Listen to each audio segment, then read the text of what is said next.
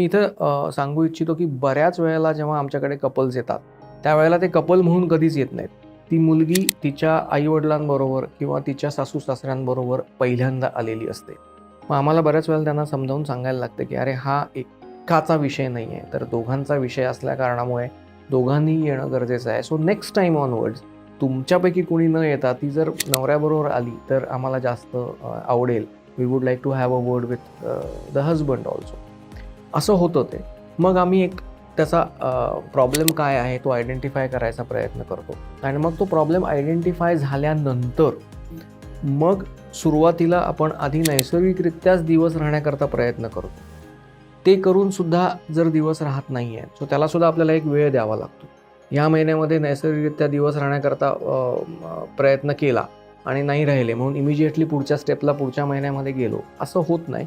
You have to give some time on each step.